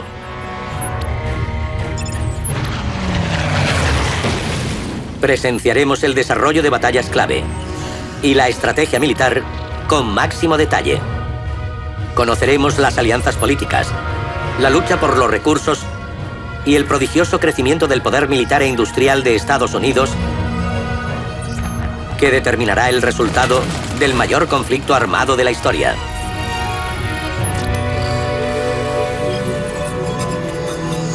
La Segunda Guerra Mundial desde el espacio. El ataque de Japón a Pearl Harbor conmocionó al mundo. Pero Estados Unidos lo temía hacía meses. Desde 1931, la ambición imperialista nipona es cada vez mayor. Primero invadió Manchuria, posteriormente China. Francia cae ante la Alemania nazi en 1940 y Japón toma el control de Indochina. Estados Unidos responde congelando los activos financieros de Japón e impone un embargo del petróleo. El mensaje es claro: abandona Indochina o quebrará económicamente. Tras el embargo, Japón tenía dos opciones: detener su expansión territorial y acatar las peticiones aliadas, o la guerra. Japón elige la guerra. En palabras del primer ministro Tojo, era cuestión de gloria o declive. Es imperativo que den el primer golpe. Los japoneses sabían que no podían mantener una guerra larga en el Pacífico. No tenían poder económico ni militar, pero estimaron que podrían darle un duro golpe a la flota estadounidense del Pacífico. Destruyendo la flota del Pacífico, la capacidad de Estados Unidos para responder durante tantos meses hubiese sido nula. Así que Pearl Harbor no fue un ataque a un símbolo, fue un ataque al poder estadounidense del Pacífico. Lo que la inteligencia estadounidense no podía ver se muestra ahora desde el espacio. La flota del almirante Yamamoto zarpa desde Japón para el mayor ataque de la historia. Evitando rutas de navegación y masas de tierra, se posiciona sin ser detectada a 500 kilómetros de su objetivo. En el punto perfecto, fuera del alcance de los radares, pero a una distancia óptima para una fuerza con 414 aviones muy avanzados. La joya de la corona, el Mitsubishi Zero. Era más rápido que los que habían usado antes, con una increíble maniobrabilidad y gran alcance. Pero aunque tenían buena tecnología, lo que importaba en Pearl Harbor eran los hombres, los pilotos. Los pilotos nipones habían participado ya en años de guerra, por lo que eran tripulantes muy experimentados. Además, habían planeado el ataque durante mucho tiempo. Habían hecho simulaciones y habían ensayado la acción tantas veces que decían que podían haberlo hecho a ciegas. A las 7:55 de la mañana se abalanza la primera oleada de bombarderos. Don Stratton estaba a bordo del USS Arizona. Supe de inmediato que eran aviones japoneses. Sabíamos que habían bombardeado Ford Island. Algo iba mal. Los aviones disparaban y lanzaban bombas. Fue una experiencia horrible, una imagen terrible.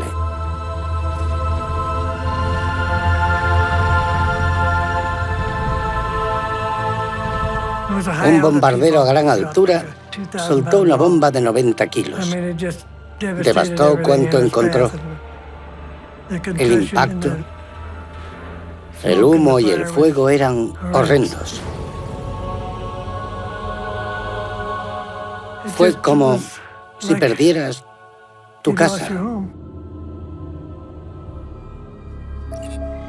De los 8 acorazados anclados, el Arizona, el Oklahoma, el West Virginia y el California están hundidos. El resto sufre graves daños. En 68 minutos, Japón ha roto el corazón de la flota del Pacífico.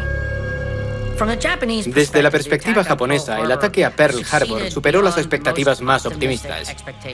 Si consideramos las bajas japonesas en este ataque, fueron prácticamente nada. Japón perdió 64 hombres, Estados Unidos 3.649, una proporción de 57-1. Pero la aplastante victoria de Japón tuvo 2 grandes fallos en el ataque. Los japoneses no atacaron de forma sistemática los depósitos de petróleo de Pearl Harbor. Con una incursión más, dirigida a esos depósitos, hubieran anulado a toda la flota del Pacífico al privarla de combustible.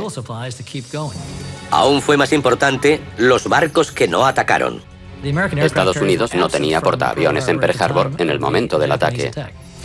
Y como todo fue muy rápido, estaba claro que iban a ser los navíos más importantes para ambos bandos. En el Pacífico, los portaaviones americanos estaban intactos. Reservas de combustible y dominio aéreo, 2 factores que dictarán el resultado de la guerra y que Japón no supo controlar. En cambio, despertó la ira, incluso con Estados Unidos combatiendo a su lado. La libertad de Gran Bretaña y la liberación de Europa penden de un hilo.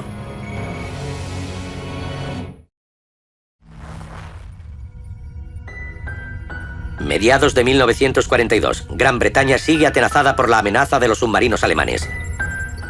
El promedio de destrucción de navíos estadounidenses es alarmante. Para cambiar esta tendencia, los aliados deben tomar la delantera en la guerra de inteligencia.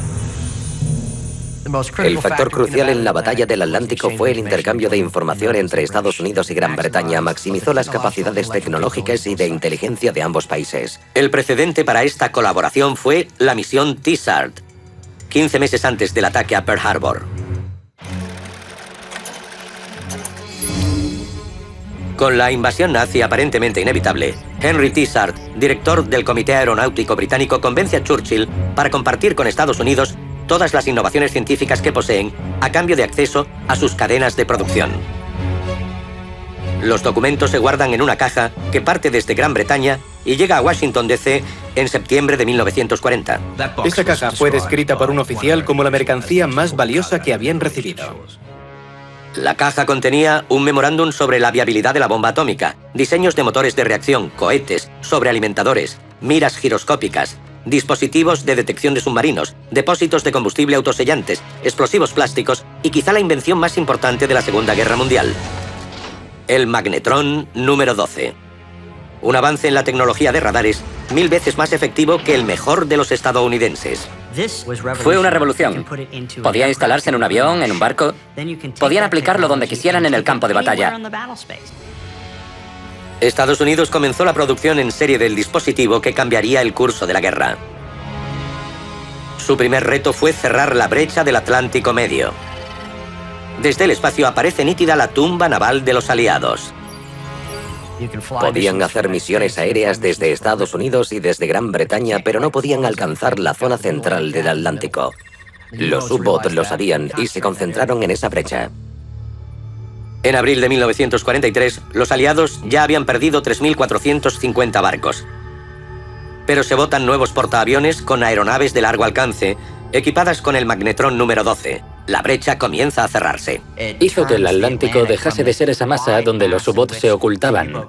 Ahora podían detectarlos. Los británicos consiguen descifrar el código alemán Enigma. Es la última pieza del resurgimiento aliado.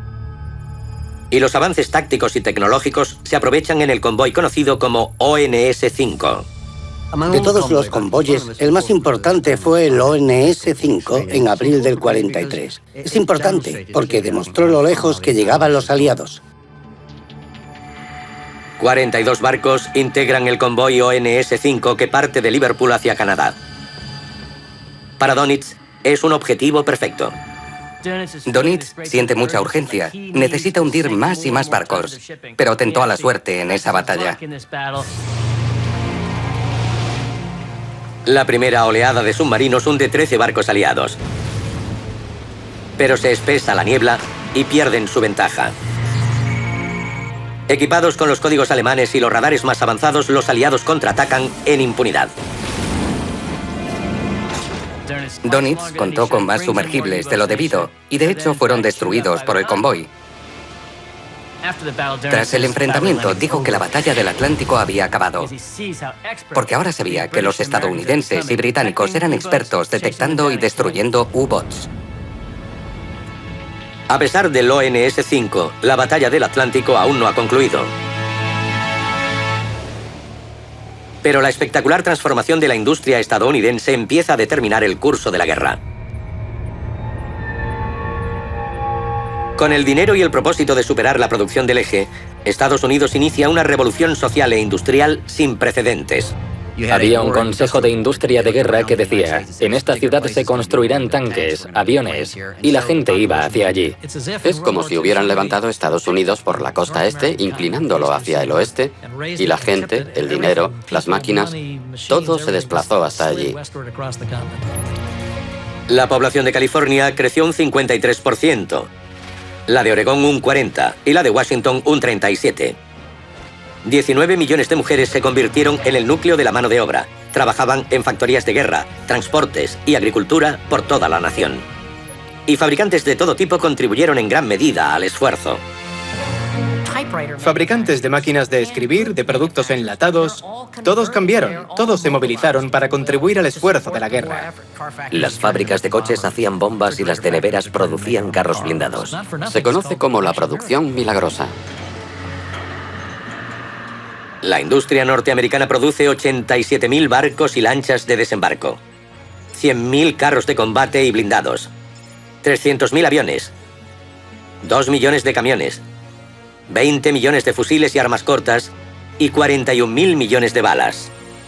Material bélico suficiente para acabar con la población mundial 17 veces. Pero la decisión de enfrentarse primero a Alemania tendría un precio. La ofensiva concéntrica de Japón asombró a todos. Parecía imparable. Japón avanza por el Pacífico sin control. Se hace con territorios estadounidenses, británicos y holandeses en una cadena de victorias decisivas. En 6 meses, controla casi todo el Pacífico. Conquistaron estos territorios por 2 razones. Por los recursos. En las Indias Orientales neerlandesas había caucho y petróleo suficiente para mantener la maquinaria. Sabían que Estados Unidos respondería y esos territorios serían la barrera que los americanos tendrían que franquear. Abril de 1942. Estados Unidos responde. Desde el USS Hornet, 16 B-25 inician la nueva fase de la guerra. Bombardean Tokio. Para Estados Unidos fue una oportunidad para contraatacar y aunque no hubo grandes daños materiales, repercutió en la jerarquía japonesa. El ejército nipón había permitido que el emperador se sintiera amenazado. Japón responde colocando en el punto de mira las bases más occidentales del Pacífico. Desde el espacio la estrategia es clara. Tomando las islas Midway, su perímetro defensivo se adentraría aún más en aguas estadounidenses. Su plan era sorprender a Estados Unidos, tomar las islas Midway y forzarlo a combatir en su terreno. El problema para los japoneses fue que los estaban esperando. La historia de los descifradores de códigos es poco conocida, pero tuvieron una gran importancia en la victoria de Estados Unidos en el Pacífico. Desde junio de 1939, la unidad de combate de inteligencia, bajo el mando de Joseph Rochefort, intentaba descifrar el código naval japonés JN-25.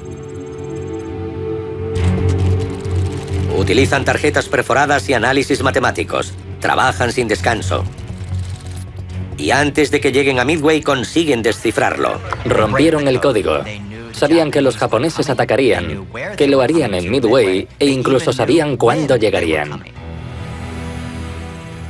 La inteligencia estadounidense conocía el alcance del ataque japonés.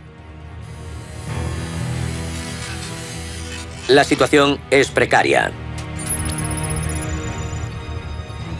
Con una flota debilitada ante un enemigo muy curtido, Midway es el momento de la verdad. Para vencer en Midway había que posicionar correctamente los portaaviones y atacar a los japoneses en el momento justo. Estados Unidos tenía que golpear primero. A las 4 de la mañana comienza el bombardeo japonés de Midway. Lo que el almirante Naguno no puede ver es que a 500 kilómetros, fuera del alcance de sus radares, 4 portaaviones norteamericanos están listos para contraatacar. 40 minutos más tarde, un avión de reconocimiento japonés avista la flota estadounidense. Una batalla puede decidirse en minutos o segundos, y en Midway hubo minutos y segundos muy importantes. Cuando el avión avistó los barcos estadounidenses, el almirante Nagumo se enfrentó a un dilema: seguir con el bombardeo de Midway o cargar sus aviones con torpedos para atacar a los barcos. Cualquier decisión tendría un gran impacto en el desarrollo de la batalla. Mientras todo esto ocurría, hubo un momento crucial con los aviones esperando en las cubiertas, rodeados de explosivos. Para los japoneses fue el momento más peligroso. Era el momento que los americanos esperaban. 41 torpederos Douglas inician el ataque. Los torpederos no llevaban escolta. Eran totalmente vulnerables y fueron abatidos de inmediato, no sobrevivieron. Se pierden 35 de los 41 aviones. Ninguna bomba alcanza a la flota japonesa. Parece que los nipones han contenido el ataque decisivo. Pero de repente llegaron los bombarderos en picado y todo cambió. Una segunda oleada de bombarderos en picado entra en acción. Los barcos japoneses no tenían protección aérea, con las cubiertas llenas de aviones, torpedos y bombas. Eran como antorchas para encender. Los bombarderos atacan 3 portaaviones nipones que resultan destruidos en unos minutos. Cuando el último portaaviones es destruido, han muerto 250 pilotos de élite japoneses. El equilibrio de poder se inclina espectacularmente a favor de Estados Unidos. Teníamos 7 portaaviones en construcción y ellos solo 1, y no podían reemplazarlos, lo que significó que estarían a la defensiva el resto de la guerra. En el teatro global de la guerra, el control del aire está demostrando ser uno de los factores determinantes para la victoria. Al otro lado del planeta, los primeros ataques estadounidenses a los nazis llegan del cielo. Las principales ciudades europeas son el nuevo frente de la guerra. 6 meses después de Pearl Harbor, los frentes de la Segunda Guerra Mundial están en un punto de inflexión. Estados Unidos y sus aliados han detenido el impulso del ataque alemán en la batalla del Atlántico. Y han frenado la expansión territorial de Japón con la decisiva victoria en Midway.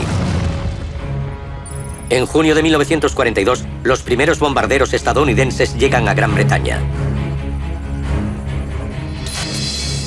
Se suman a una feroz batalla por la supremacía aérea que se libra sobre Europa desde el estallido de la guerra. Escuadrones de la Luftwaffe alemana sembraron el terror al someter a Polonia, los Países Bajos y Francia. La caída de Francia en 1940 demostró la superioridad de la guerra relámpago. Se temía que Alemania fuera imparable. Con la ocupación nazi casi completa, Hitler envía a la Luftwaffe contra el último contrincante, Gran Bretaña. Y es imperativo que la RAF resista. El interés de los británicos era sobrevivir. 10 de julio de 1940, comienza la batalla de Inglaterra. La Luftwaffe golpea las defensas y las principales ciudades inglesas.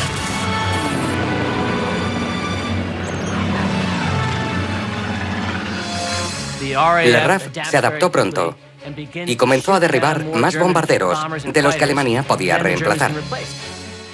Abatieron 1.900 aeronaves alemanas en 113 días. Es un desgaste insostenible. Hitler se vio obligado a abandonar la batalla de Inglaterra y empezó a acumular fuerzas para la invasión de la Unión Soviética. La batalla de Inglaterra es la primera gran derrota de Hitler en la guerra. El poder aéreo es la nueva norma de la guerra moderna. Roosevelt ordena la fabricación de grandes unidades de aeronaves. En la planta de Ford de Willow Run, en Michigan, se ensamblan 8.500 bombarderos. Producen en total más de 127.000 y 13.600 son enviados a Gran Bretaña. El ataque a Alemania entra ahora en una nueva fase de intensidad. La llegada de la octava Fuerza Aérea a Gran Bretaña garantizó que Alemania no lanzara otro ataque como en el de la batalla de Inglaterra. Eran demasiados aviones aliados. También impulsó la moral británica ante la llegada masiva de los estadounidenses. Pero los pilotos norteamericanos se enfrentaron a un nuevo tipo de guerra en el que el número no garantizaba el éxito. La cantidad de armas que se emplearon para detener a los bombarderos causó muchas pérdidas. El índice de supervivencia se igualó al de la infantería. De hecho, era más seguro ser un soldado de infantería en una trinchera que pilotar una de esas máquinas tan avanzadas. Tras perder 1.135 bombarderos, la RAF opta por los ataques nocturnos. Pero de noche, solo el 1,5% de las bombas cae a menos de 5 kilómetros del objetivo. Para Estados Unidos no eran eficientes. Había que atacar de día para ver los objetivos. Con bombarderos equipados para defenderse funcionaría. Esta seguridad se basaba en el B-17, la máquina de guerra más sofisticada del momento. El B-17 era impresionante. Lo llamaban la fortaleza volante, porque tenía 13 ametralladoras de 12,7 milímetros que generaban una burbuja de fuego. Disparaba por delante, por los flancos, debajo, arriba y por la cola. Se decía que podía volar a pleno día sin escolta de cazas hasta el interior de territorio enemigo y soltar una cantidad increíble de explosivos sobre los objetivos. Con total confianza en los B-17, la octava Fuerza Aérea prepara un doble ataque para destruir la producción aeronáutica alemana. La misión Schüen-Furt-Ratisbona quería demostrar que la precisión de los bombarderos era efectiva. Eligieron las industrias claves para hundir la economía alemana y tenían un plan que les llevaría al objetivo. 2 escuadrones de B-17 mandados por el coronel LeMay y el general Williams preparan un ataque simultáneo para dividir las defensas alemanas. Pero pronto, el plan empieza a torcerse. Era un día nuboso. LeMay salió con sus hombres. La otra división no pudo. Decidieron que LeMay no podía aterrizar y partieron. Los bombarderos que iban a Ratisbona eran un blanco fácil, no solo para el fuego antiaéreo, sino porque los alemanes acumulaban la defensa en la zona.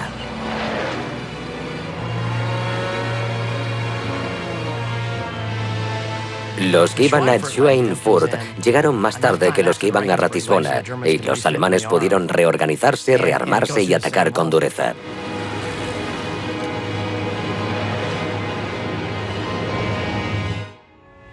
...60 bombarderos fueron derribados, duplicando las pérdidas sufridas en un solo ataque. El problema de los aliados fue que se tomaron lo de la fortaleza flotante en serio. Creían que podían defenderse con sus ametralladoras y sin escolta. Y no funcionó. El error queda muy claro desde el aire.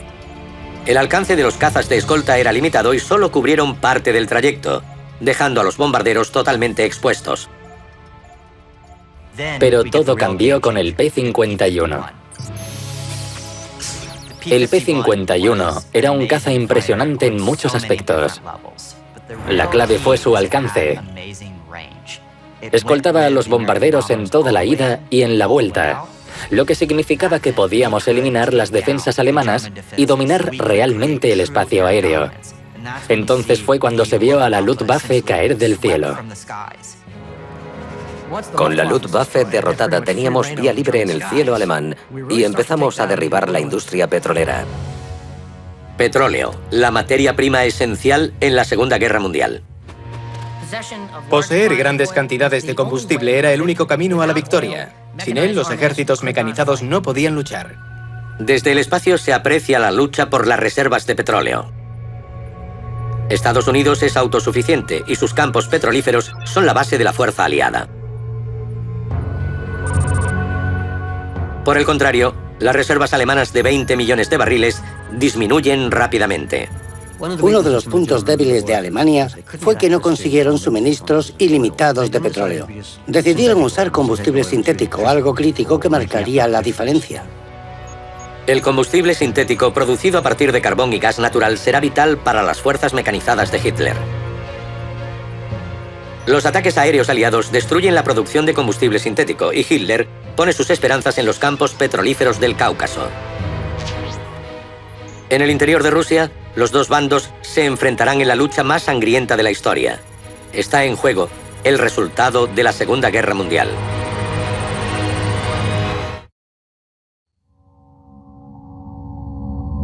Septiembre de 1940.